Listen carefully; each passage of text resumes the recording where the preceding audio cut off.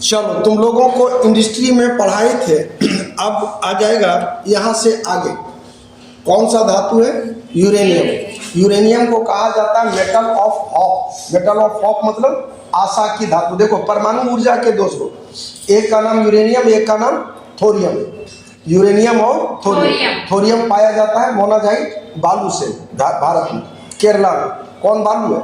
Monazite बालू की दिमाग में बिठा लेना। यूरेनियम का पंच लाइन क्या हुआ? यूरेनियम का पंच लाइन हुआ मेटल ऑफ हॉप, आशा की धातु। आशा की धातु। नेक्स्ट चीज आ जाता है कि ये झारखंड के जादूगोड्डा में जबरदस्त है, पाया जाता है। दूसरा चीज, ये आंध्र प्रदेश के तुमलापल्ली में, कहाँ पे? आंध्र प्रदेश के तुमलापल्ली में नया विशाल भंडार खोजा गया है। अभी तक तुम्हारे पास जो बात आ गई, उन बातों में एक बात ये आ गया कि यूरेनियम को बोले आशा की धातु, झारखंड के जादूगोड्डा में जबरदस्त प्राप्ति है, आंध्र प्रदेश के तुमलापल्ली। 3 पॉइंट दिमाग में आ जाना चाहिए। क्या क्या बोले? आशा की धातु, झारखंड का जादूगोड्डा और आंध्र प्रदेश का तुमलापल्ली। आंध्र प्रदेश का और कोई भी धातु देखो दुही यू के चट्टान में होगा, आर्कियन और धारवाड़।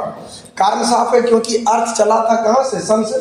कि जलता हुआ लाल तत्व आग का गोला, तो जितना धातु आएगा उसी में आएगा ना भाई। बाकी कोयला उला तो पेड़ उड़ घटाएगा तो कन्वर्ट होगा कोयला में। तुम्हारा कैल्शियम कार्बोनेट, जैसे अंडा का कवर हुआ, कोई भी अंडा का बाहरी आवरण जो होता है वो बना होता है कैल्शियम कार्बोनेट। वो लंबा समय तक धरती के नीचे दबा जाएगा तो हो जाएगा कैल्शियम बाइकार्बोनेट, दैट इज, उसी को हम लोग बोलते हैं चूना। बात समझ में आया? तो जो भी धात्विक खनिज होगा वो हमेशा पाया जाएगा किसमें? जो भी धात्विक खनिज होगा वो धारवाड़ और आर्कियन पीरियड के ही चट्टान में पाया जाएगा। तो यूरेनियम पर हम लोग उम्मीद कर लें कि 3-4 लाइन हो गया कि यूरेनियम को आशा का धातु बोले। सिंहभूम झारखंड के जादूगोड्डा में पाया जाएगा, आंध्र प्रदेश के तुमलापल्ली में, आर्कियन और धारवाड़ युग के चट्टान में पाया जाता है। एंटीमनी, जिसे हल्का लड़ाकू विमान बनाया जाता है, ध्यान रखना, ये एंटीमनी मुख्य रूप से पाया जाता है हिमाचल प्रदेश में। क्या बोले? एंटीमनी। क्या नाम बोले? एंटीमनी। ये 4-5 लाइन हो गया होगा। मेटल ऑफ हॉप समझ में आ गया, झारखंड का जादूगोड्डा आ गया, आंध्र प्रदेश का तुमलापल्ली आ गया, एंटीमनी हिमाचल प्रदेश आ गया, और धारवाड़ और आर्कियन पीरियड की चट्टान में ही ये पाया जाता है।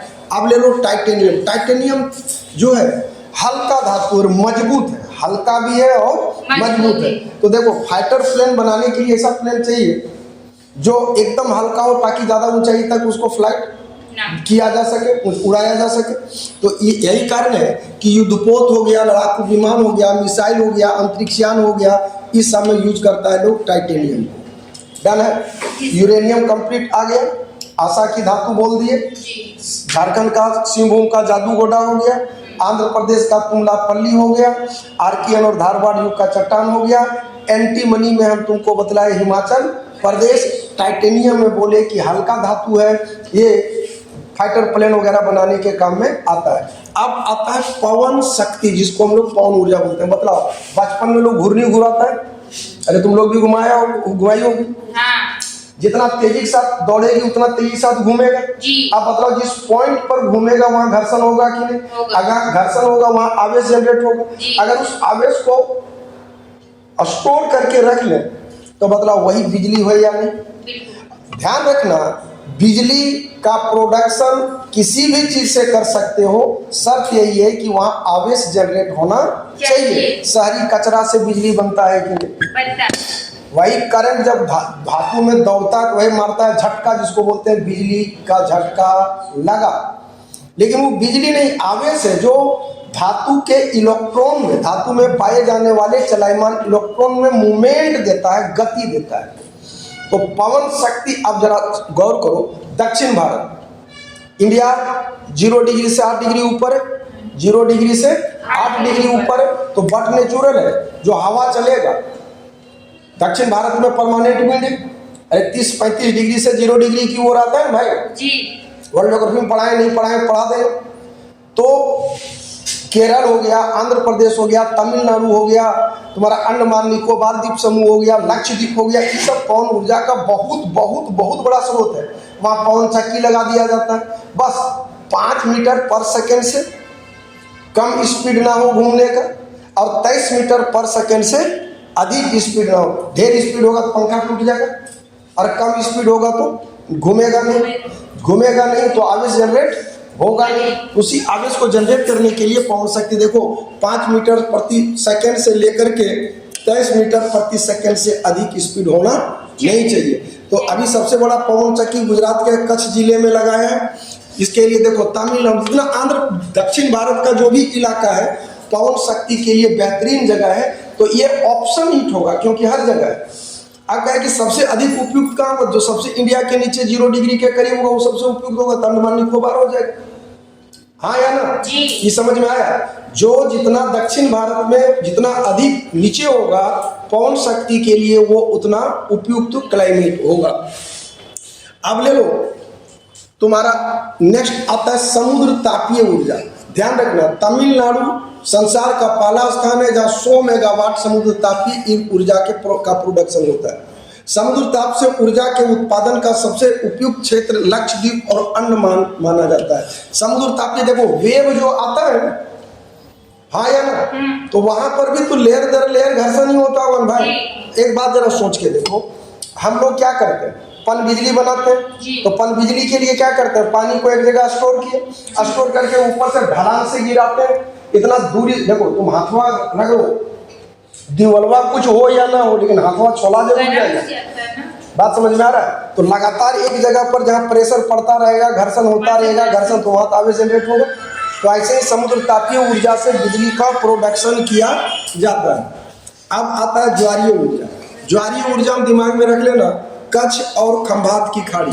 क्या नाम बोले, कच्छ और खंभात की खाड़ी, कच्छ और खंभात की खाड़ी, यहाँ इस सबसे उपयुक्त जगह माना जाता है। वैसे केरल वगैरह भी आता है। नमक देखो, नमक 3 टाइप का होता है। एक समुद्र से जो प्राप्त होता है सो, एक झील से जो प्राप्त होता है सो, और एक सेंधा नमक जिसको बोलते हैं सो। तो समुद्र, हाँ वही सेंधा नमक, काला नमक, पत्थर वाला जो होता है सोने तो वो रहता है, सब दोनों को पनियम डालेगी पिघलेगा नहीं, पीसने पड़ता है। वो कैटेगरी भले अलग हो सकता है, देखने में जो काला है काला नमक वो चट्टान में ही पाया जाता है। अब तुम्हारा आ जाता है इसमें समुद्र से नमक में नंबर 1 है कौन, गुजरात। कौन आ जाता है, गुजरात। समुद्र से नमक में आ गया कौन, गुजरात। सांभर झील से सबसे अधिक नमक की प्राप्ति जो होती है वो होता है सांभर झील, राजस्थान। और सेंधा नमक या काला नमक जो बोल रहे हैं बोलो, उसमें आ जाता है हिमाचल प्रदेश का मंडी जिला। मतलब वहाँ तो लोग कभी कभी पसीना चाटी हो, स्वाभाविक है कि नमकीन लगता है। वैसे ही अगर वही नमक घुसघुसिया पत्थर हम घुस जाए, पत्थरों नमकीन हो जाएगा कि नहीं, हाँ या ना। तो वह उसी तरह का नमकीन, पूरे चट्टाने हैं, पहाड़े हैं उसी टाइप का। तो तुम्हारा सैल नमक जिसको कहते हैं ज्योग्राफी के शब्दों में, चट्टान वाला नमक जिसको कहते हैं, वो आ जाता है हिमाचल प्रदेश। चलो अभी तक तुम लोगों ने क्या क्या पढ़ा। पहला आ गया यूरेनियम। यूरेनियम को बोले आशा का धातु। झारखंड का कहाँ पर, जादूगोड़ा है। वॉल्नेबल इंडिया में और कहाँ पाया गया, आंध्र प्रदेश का तुमलापल्ली। फिर हमने बतलाया कि आर्कियन और धारवाड़ युग के चट्टान में ये पाया जाता है। एंटीमनी, एंटीमनी के बारे में बोले हिमाचल प्रदेश। एंटीमनी में कौन आ गया, हिमाचल प्रदेश। एंटीमनी के अलावा तुम्हारे पास फिर क्या आ गया, टाइटेनियम। टाइटेनियम को बोले कि हल्का होता है, लड़ाकू विमान बनाने में काम में आता है। पवन शक्ति के लिए 2 कंसेप्चुअल चीज रखना है, 5 मीटर पर सेकेंड और 23 मीटर पर सेकेंड। 5 मीटर से कम नहीं, 23 मीटर पर सेकेंड से अधिक नहीं। एरिया कौन सा है, जितना दक्षिण भारत है वो तमाम बेस्ट इलाका आ गया। समुद्र तापीय ऊर्जा में एक लाइन दिमाग में रखना है, इसके लिए आ जाता है तमिलनाडु। समुद्र तापीय में कौन हो गया, तमिलनाडु। ज्वारीय में कौन हो गया, कच्छ और खंभात की खाड़ी। कच्छ और खंभात की खाड़ी। नमक में बोले कितने टाइप का, 3 टाइप का। तो भाड़ में जाइए टाइप पर 3 वो लाइन दिमाग में रखना है। समुद्री नमक में गुजरात, तुम्हारा झील वाला में आ गया राजस्थान, और तुम्हारा हिमाचल प्रदेश आ गया सैन्य। अब ले लो चूना पत्थर। चूना पत्थर ध्यान रखना, इसको भी खनिज में रखता है। अभी हम तुम लोगों को बतलाए, जितना धात्विक खनिज होगा आर्कियन और धारवाड़ युग के चट्टान में होगा। बाकी जो भी अधात्विक खनिज होता है वो जनरली औषधि चट्टान ही होता है, मैंने कचरा के जमा होने से ही बनता है। औषधि चट्टान में पाया जाएगा क्या? चूना पत्थर। कौन पत्थर आ गया? चलो अब ले लो जूट उद्योग। जूट समझ में आ रहा है? पटसन, जब चावल वाला बोरिया रहता है बड़का बड़का सो। अब इस जूट को सुनहरा तंतु भी कहा जाता है, ठीक है। क्योंकि जूट को क्या किया जाता है, पहले जिसको आम बोलचाल में झारखंड उरखंड में कुदरूम बोलता है, तो उसको पानी में सड़ाना होता है, उसके बाद दम भर पिटना होता है, उसका रेशा निकलता है, उससे बनता है। इसके लिए उपयुक्त क्लाइमेट जो है, वो उपयुक्त क्लाइमेट था कहाँ पे? तो उपयुक्त क्लाइमेट है कलकत्ता में, पश्चिम बंगाल में, क्योंकि वहाँ हुगली नदी है। खेती कीजिए, जमीन भी उपलब्ध है, नदी भी उपलब्ध है, सड़ाइए गलाइए, यही कारण है कि वहाँ प्रोडक्शन होता है। लेकिन जब भारत का बंटवारा हुआ, बंटवारे से प्रभावित उद्योग के रूप में ये जाना जाता है।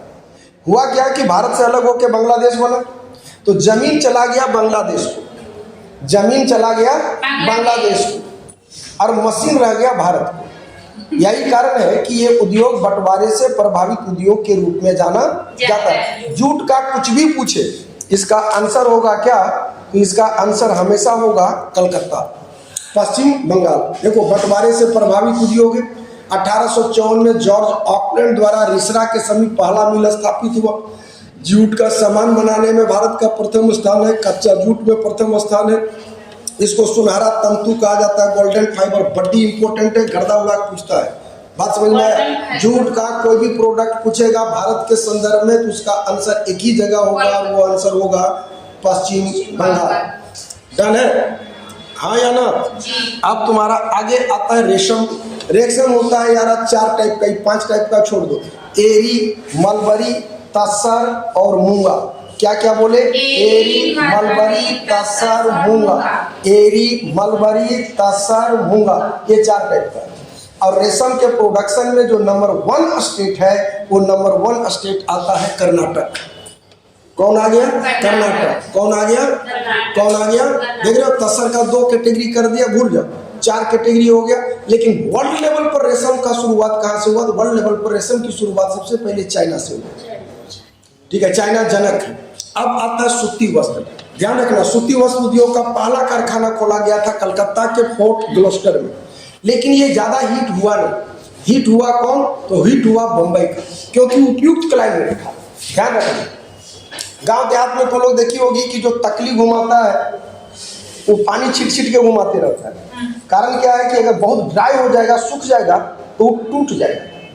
यही कारण है कि अब देखो जरा, समुद्र तट का किनारा सोचो। समुद्र तट का किनारा होगा तो क्या होगा? समुद्र तट का किनारा होगा, समुद्र से उठती आने वाली जो भी हवा होगी उसमें नमी का अंश जबरदस्त होगा, और जब नमी का अंश जबरदस्त होगा तो तागा जल्दी टूटेगा नहीं। यही कारण है कि ज्यादातर सूती कपड़े की मिलें समुद्र तट के किनारे होता है, और वो क्लाइमेट बंबई को मिल गया। यही कारण है कि बंबई को सूती वस्त्र की राजधानी कहा जाता है। किसको? बंबई।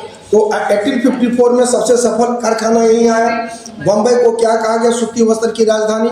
देखो, कॉटन पैलेस कहा गया भारत का। अहमदाबाद को कहा जाता है पूर्व का बोस्टन। बोस्टन क्या? बोस्टन वर्ल्ड लेवल का वो जगह है जहाँ सूती कपड़े का जबरदस्त प्रोडक्शन होता है। जैसे नहीं कहे कि तुम इस इंस्टीट्यूट का सलमान खान, एक तुलना हुई, वैसे ही बोस्टन एक जगह है। पूर्व का बोस्टन कहा गया अहमदाबाद को। उत्तर भारत का मैनचेस्टर कहा जाता है कानपुर को, जबरदस्त इंपॉर्टेंट है। दक्षिण भारत का मैनचेस्टर कहलाता है कोयम्बटूर। 3 लाइन। सूती वस्त्र की राजधानी मुंबई, सूती वस्त्र की राजधानी मुंबई।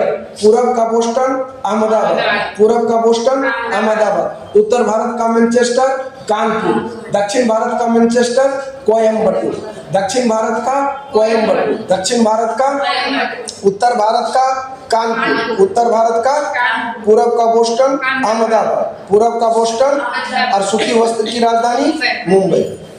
डन है यहाँ तक?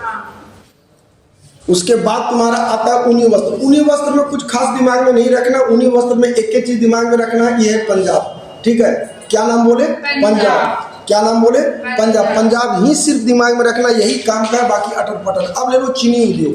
चीनी उद्योग का मेन खेला समझना। चीनी बनता है किससे? गन्ना से, कतारी से। तो गन्ना का प्रोडक्शन जहां पर अधिक होगा तो तय है कि वहां पर चीनी का उत्पादन भी सबसे अधिक होगा। तो चीनी के ग्रॉस में प्रोडक्शन में नंबर 1 है उत्तर प्रदेश। लेकिन अगर यह पूछ दे प्रति हेक्टर गन्ना का उत्पादन कहाँ होता है, तो फिर आंसर चेंज हो जाएगा, महाराष्ट्र हो जाएगा। प्रति हेक्टर गन्ना के उत्पादन में महाराष्ट्र होगा, लेकिन चीनी के कुल उत्पादन में उत्तर प्रदेश होगा। और चुकंदर से चीनी पूछेगा तो राजस्थान का गंगानगर खूब इंपॉर्टेंट है, ध्यान रखना। चुकंदर से चीनी, जैसे जरा समझ लो, तुम्हारा ताड़ या खजूर के रस से भी, ताड़ी से भी गुड़ बनता है कि नहीं? बनता है। वैसे ही चुकंदर से भी चीनी बनाया जाता है। तो चुकंदर से चीनी बनाने में आगे है कौन? राजस्थान का गंगानगर। राजस्थान का गंगानगर, राजस्थान का गंगानगर। डन है? हाँ या ना? तो ध्यान रखोगे। कुल प्रोडक्शन में आ गया यूपी। प्रति हेक्टर उत्पादन पूछेगा तो हो जाएगा कौन? नहीं, प्रति हेक्टर उत्पादन में महाराष्ट्र। कुल उत्पादन में हो गया कौन? यूपी। प्रति हेक्टर गन्ना का प्रोडक्शन, इसमें आ जाएगा यूपी। अब ले लो कागज उद्योग। कागज उद्योग में ज्यादा दिमाग में मत रखना, अखबारी कागज में नेपानगर यही पूछता है। हाँ, और कागज का मिल पूछेगा तो सबसे अधिक कारखाना है पश्चिम बंगाल में, यही 2 पॉइंट। अखबारी कागज में कौन हो गया? नेपानगर। आपका अखबारी कागज में नेपाल, अखबारी कागज में नेपाल है, और सबसे अधिक कारखाना में Paschim Bangal. Done done done done है। अब आता है टेलीफोन सेवा। टेलीफोन देखो, ये सब जीके टाइप का चीज आता है। 1881-82 में टेलीफोन सेवा आरंभ हुआ। एक्सचेंज, जहाँ से मान लो तार भेजा, कलकत्ता तुम्हारा फोन आया, कलकत्ता फोन आया तो मान लो धनबाद आया। अब धनबाद से भेजना है, मान लिया जाए टुंडी, तो यहाँ पर एक्सचेंज होता था, जहाँ से काटा खोस करके डायरेक्ट लाइन दे दिया कहाँ को? टुंडी को। अब टुंडी में फोन बजता था, पहले ट्रंकोल चलता था। किसका फोन आया, फोन थोड़ा घर से दौड़ के बुला के ला, बोले लाइन में लगे रहिए, फिर बुलाया जाता था, ये होता था। ये एक्सचेंज आया, टेलीफोन एक्सचेंज 1913-14 में। तो सबसे पहले आरंभ हुआ था 81-82 में, एक्सचेंज आ गया 1913-14 में।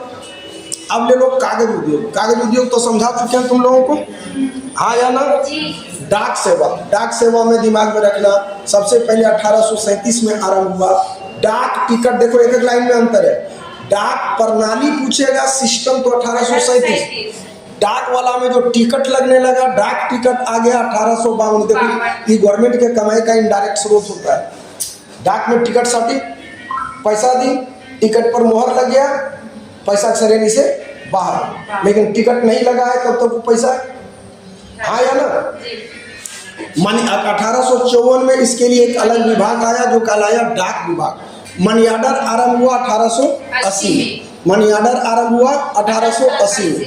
रेलवे डाक सेवा की शुरुआत हुआ 1907 में, मैंने ट्रेन से डाक को ढोने का काम 1907 में, और हवाई जहाज से डाक को ढोने का काम 1911 में। क्या क्या डाक में आ गया? 1837, 52 में टिकट, 37 में विभाग, 37 में आया डाक प्रणाली सिस्टम। डाक की शुरुआत 1837 में, डाक टिकट 52 में, डाक विभाग 54 में, 1907 में रेल से, 1911 में हवाई जहाज से। 37 डाक प्रणाली, 52 डाक टिकट, 54 डाक विभाग, 7 में रेल, 11 में हवाई जहाज। यही 11 में इलाहाबाद से नैनी को भेजा गया था। अभी छोटा छोटा चीज है, बड़े एग्जाम के लिए जान होता है यूपीएससी वगैरह के लिए। पिंपरी में पेंसिलिन, डीडीटी दिल्ली और Alwar, telephone Bengaluru, tank आवड़ी, super phosphate कापाला कारखाना रानीपेट तमिलनाडु, अमोनियम सल्फेट अलवै, पीतल का बर्तन बड़ी इंपॉर्टेंट है, पीतल का बर्तन मुरादाबाद, चूड़ी फिरोजाबाद, बर्तन यमुनानगर, साइकिल लुधियाना, सोनीपत फरीदाबाद। ये दोनों बड़ी इंपॉर्टेंट है, पीतल का बर्तन मुरादाबाद और चूड़ी आ गया फिरोजाबाद। गुड़ और खलसारी मेरठ, चमड़ा कानपुर, ऊनी वस्त्र अमृतसर, रेशम का कपड़ा मैसूर, मलमल मेरठ, छींट, मछलीपट्टनम, दरी, आगरा, खादी हो गया, अमरोहा, ये सब विश्व स्तरीय चर्चित जगह है। कलकत्ता देश का सबसे पुराना औद्योगिक प्रदेश है, क्योंकि औद्योगिक राजधानी पहले अंग्रेजों की राजधानी कहाँ थी? कलकत्ता। भारत की राजधानी कहाँ बन गई? कलकत्ता। स्वाभाविक है कि पुराना रहेगा ही। देश का पहला जो पार्क बना कॉटन पार्क 2006 बेंगलुरु में। दो पहिया वाहन में विश्व में भारत का स्थान दूसरा है। ये सब नया चीज जुड़ा है। नई पंचवर्षीय योजना के दौरान नवरत्न चलाया गया। महारत्न की शुरुआत 2009 में हुआ। केरल में लकड़ी चिरने का, क्योंकि केरल पड़ता है कहाँ? उष्णकटिबंधीय इलाका में, ठीक है। रांची में लाह अनुसंधान संयंत्र है, भारत में लाह का उत्पादन में अग्रणी है। उम्मीद कर लें कि यहाँ तक तुम लोगों को बहुत बढ़िया ढंग से पूरी समझ में आ गया होगा, हाँ या ना? फिर देख लो एक बार, रिटर्न बैक। रिटर्न बैक में तुम्हारा आ गया डाक। डाक का इंपॉर्टेंट फैक्ट्स देख लो।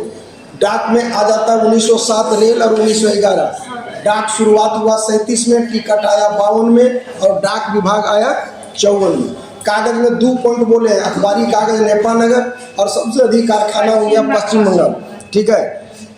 उसके बाद तुम्हारा आ गया चीनी उद्योग। चीनी में 2 चीज बोले हैं, गंगानगर में चुकंदर से चीनी, और सबसे अधिक चीनी का उत्पादन होता है कहाँ पर? तो सबसे अधिक होता है यूपी में। कहाँ होता है? यूपी में। और प्रति हेक्टर उत्पादन में हो जाएगा महाराष्ट्र। ऊनी वस्त्र में एक लाइन दिमाग में रखना है, वो है पंजाब। रेशम में दिमाग में रखना है कर्नाटक। रेशम का 4 नस्ल हो गया, एरी, मलबरी, तसर और मूंगा। सूती वस्त्र की राजधानी किसको कहा गया? कलकत्ता। पूरब का बोस्टन, अहमदाबाद। उत्तर भारत का मैनचेस्टर, कानपुर। दक्षिण भारत का मैनचेस्टर, कोयम्बटूर। जूट उद्योग में बोले, जूट में जो भी कुछ पूछे सब में नंबर 1 इंडिया के अंदर होगा, वो होगा पश्चिम बंगाल। कौन होगा? पश्चिम बंगाल। बंटवारे से प्रभावित उद्योग में कौन हो गया? पश्चिम बंगाल। नमक में 3 गो बोले, समुद्र से नमक में गुजरात, समुद्र से नमक में गुजरात, झील में हो गया राजस्थान, और पत्थर वाला नमक हो गया हिमाचल प्रदेश।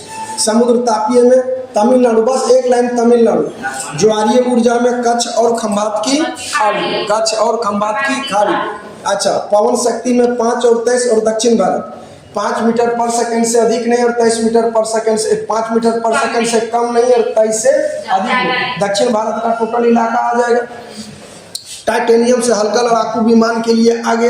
यूरेनियम को हम बोले मेटल ऑफ होप, इसमें 4 पॉइंट बोले हैं। आशा का धातु, झारखंड का जादूगोटा, तुमलीपल्ली आंध्र प्रदेश का, हाँ या ना? और आर्कियन और धारवाड़ के चट्टान में होगा। तो ये तुम लोगों का पूरा रहा उद्योग। 3 लेक्चर में हो जाता है कंप्लीट। जो भी वीडियो तुम लोग देख रहे हो, वीडियो को लाइक शेयर और सब्सक्राइब निश्चित रूप से कर देना। जय हिंद, जय भारत।